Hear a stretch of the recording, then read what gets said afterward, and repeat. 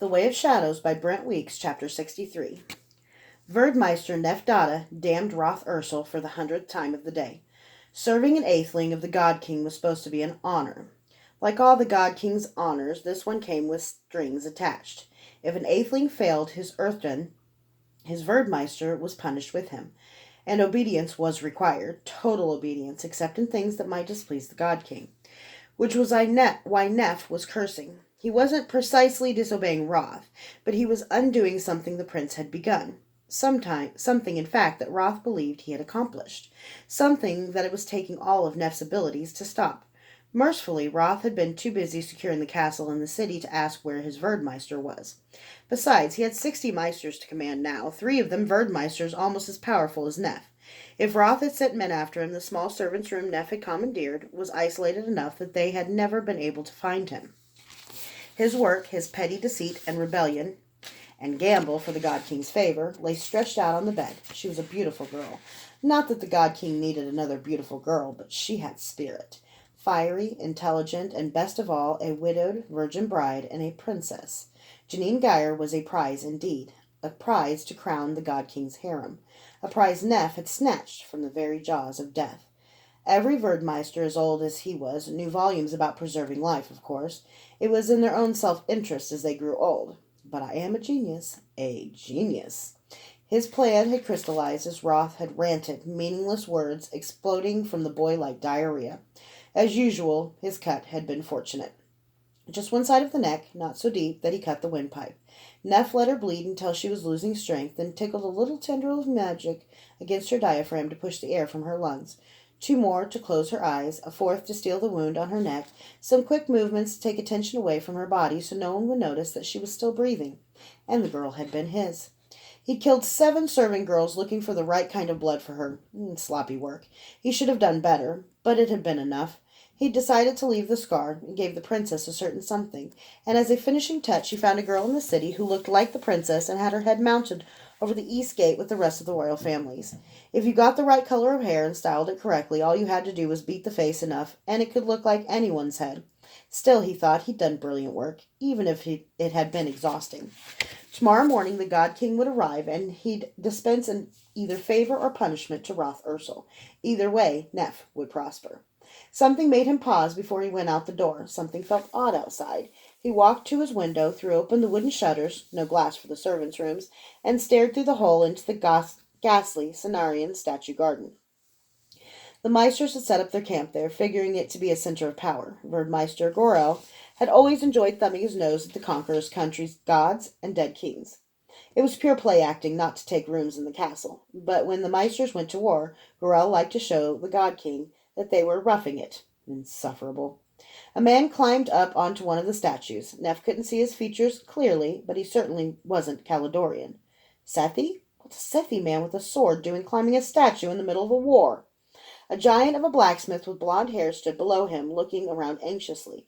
Neff shook his head. Verdmeister Gorel wouldn't take such an insult lightly.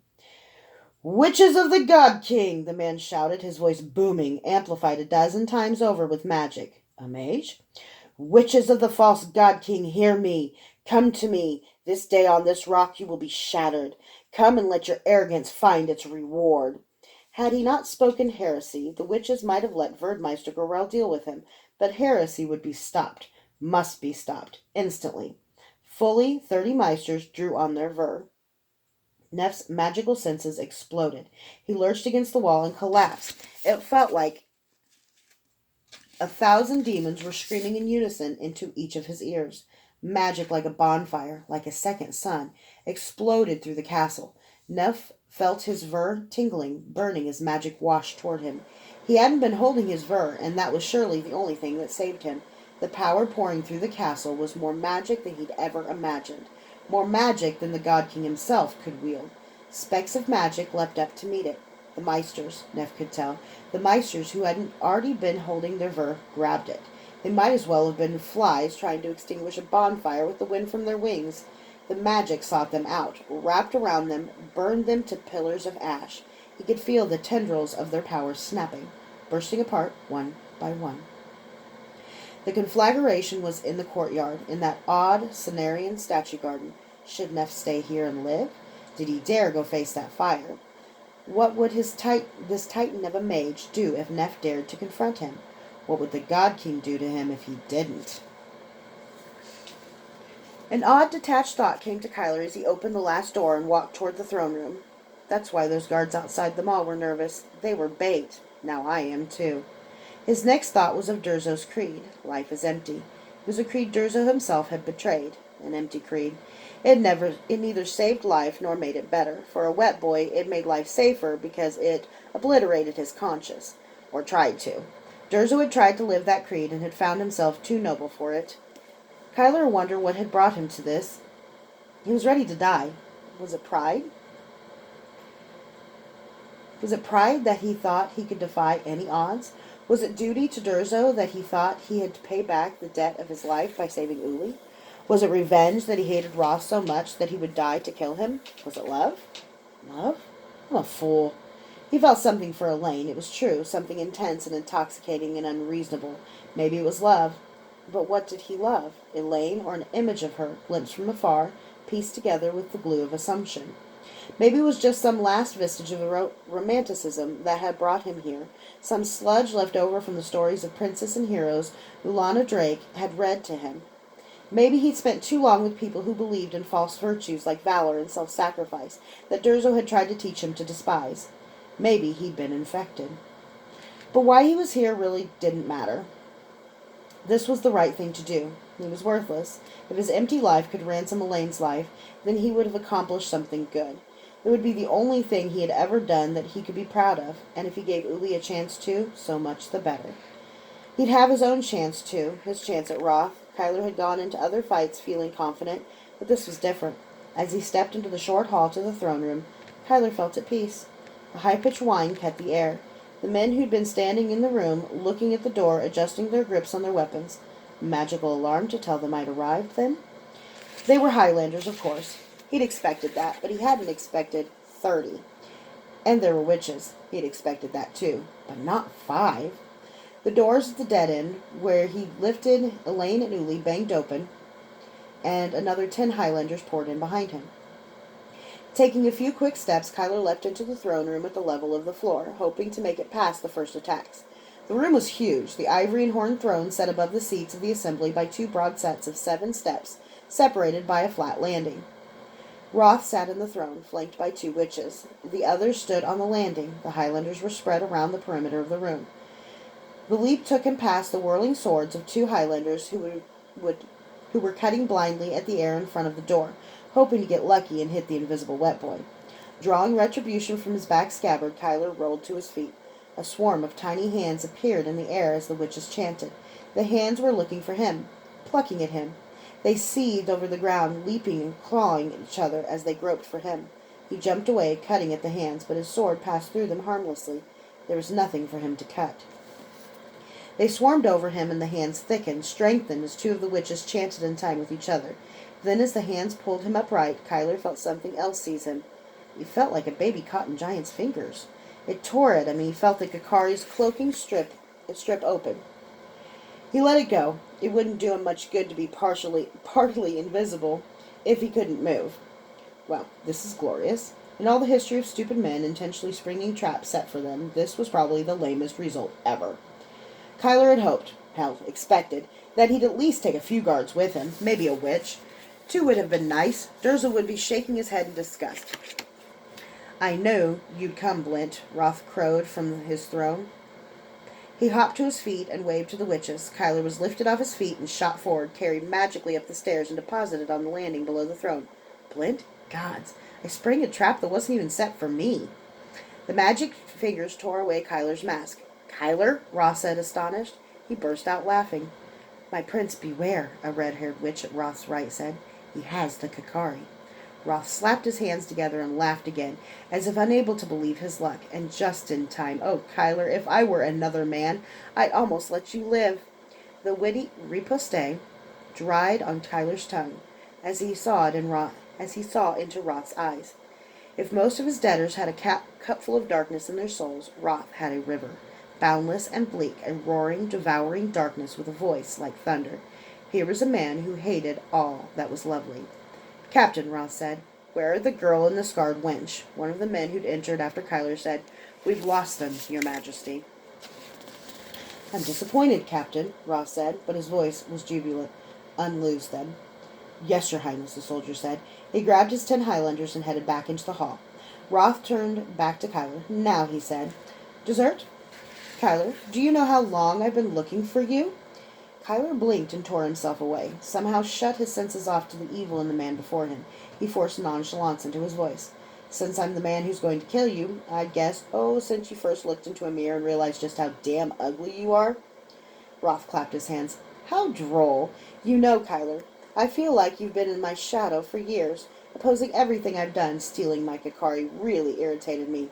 "Well, I aim to vex," Kyler said. He wasn't really listening. Opposing him for years? Roth really was crazy. Kyler didn't even know him, but let the man rant as long as he wanted. Kyler surreptitiously flexed against the bonds of magic. They were like steel. This was not going well. Kyler didn't have a plan. He didn't even have the beginning of a plan.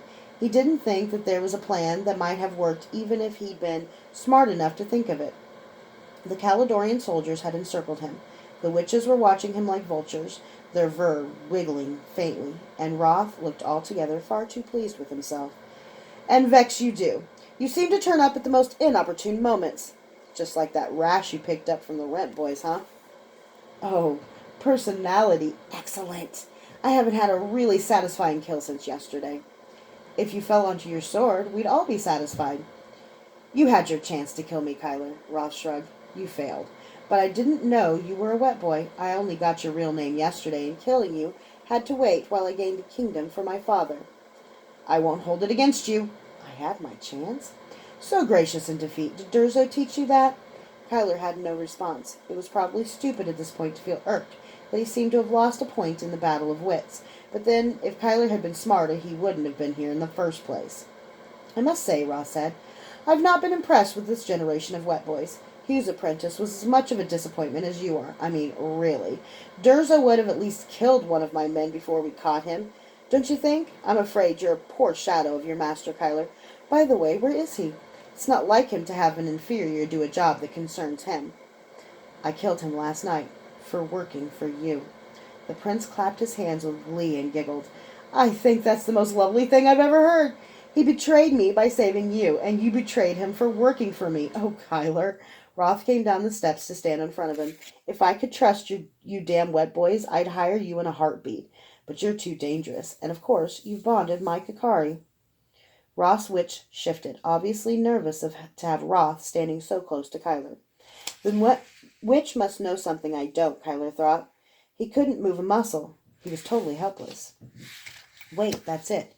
That's exactly why he's nervous. He thinks the Kakari's a threat. And if he thinks it is, maybe it is. Roth drew a beautiful long sword from a hip scabbard. "I'm disappointed with you." "Why's that?" Kyler asked, racking his brain to think of how he might use the Kakari. What did he know about it? It enabled his talent. It made him see through shadows. It made him invisible. It came out of his skin and hid him more perfectly than any wet boy could hide. But how?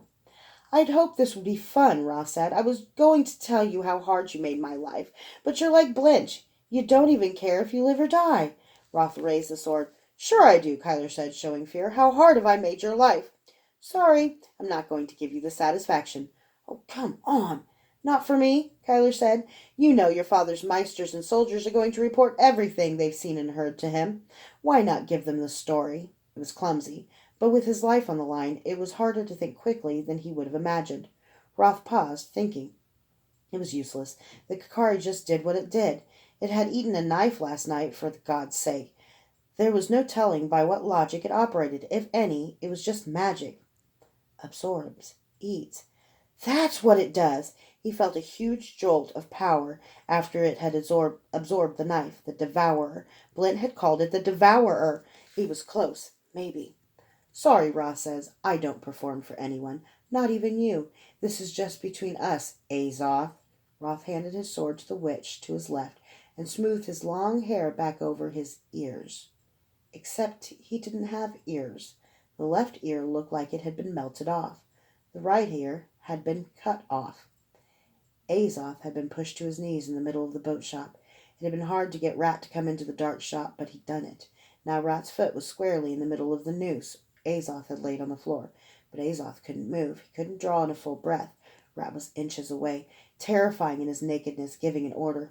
He clouted Azoth. Azoth tasted blood. He found himself moving. He grabbed the noose and snugged the knot tight around Rat's ankle. Rat shouted and raised his knee sharply into Azoth's face. He landed on the big rock and scraped his back, falling between the rock and the hole in the floor where boats had once been lowered into the river's foul waters.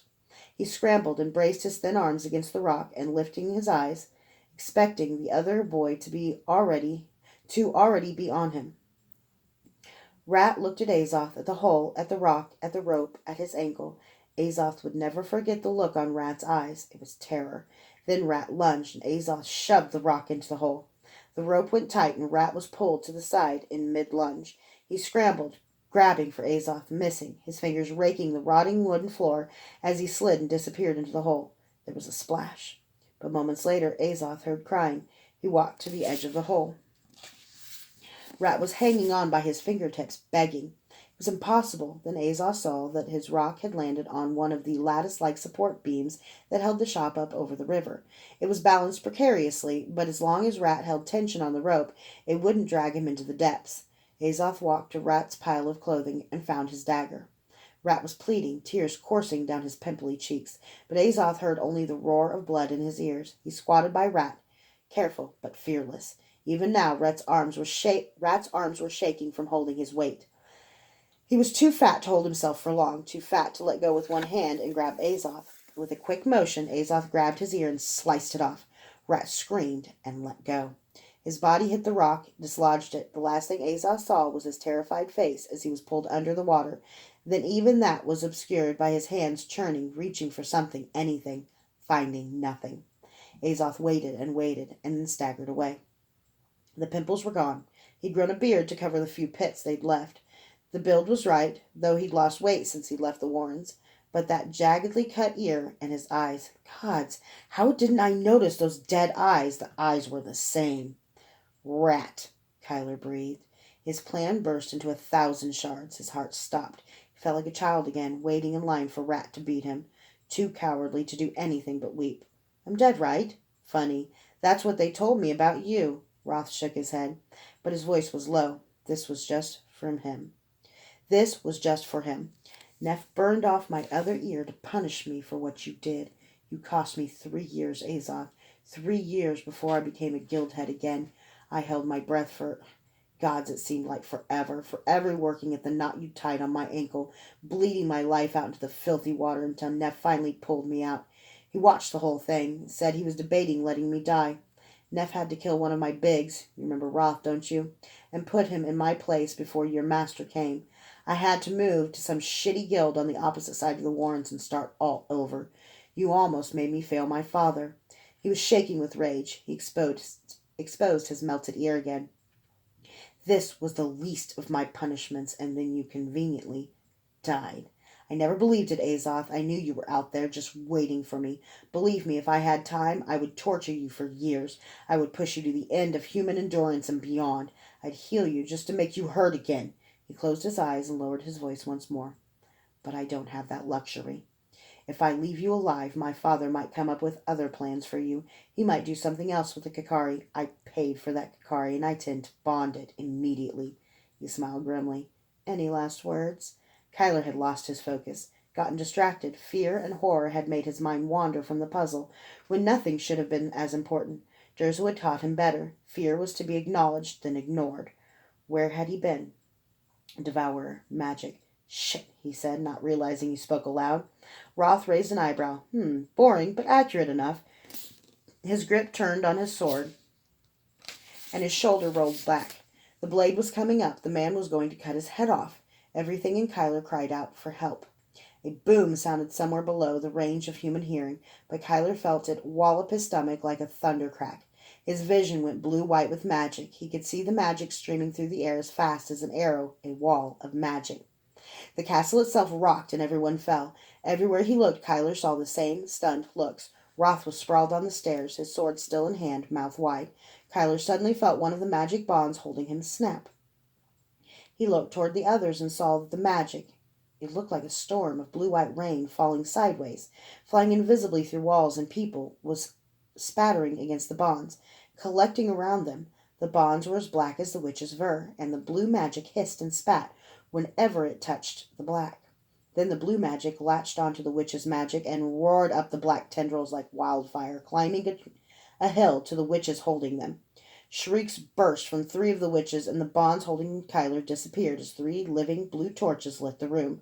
But Kyler's eyes were drawn to himself. The Kakari was covering him like a black skin, and everywhere the blue magic pelted him, the magic danced like a puddle in the rain, then disappeared, and the Kakari swelled more powerful. The Devourer ate magic too. Then the magical shockwave was gone. There was the briefest silence, and Roth screamed at the witches who hadn't been using their verve. The two witches in the room still alive. "Get him!" Roth plucked his sword from the stairs and swung it at Kyler's face. Incredibly, the witches obeyed instantly. Bonds leapt into place around Kyler's arms and legs, everywhere the bonds touched Kyler. In response to his will, the Kakari swelled, twisted through them, shifted, sucked, and devoured them. Kyler threw himself back against the bonds even before they were completely dissolved.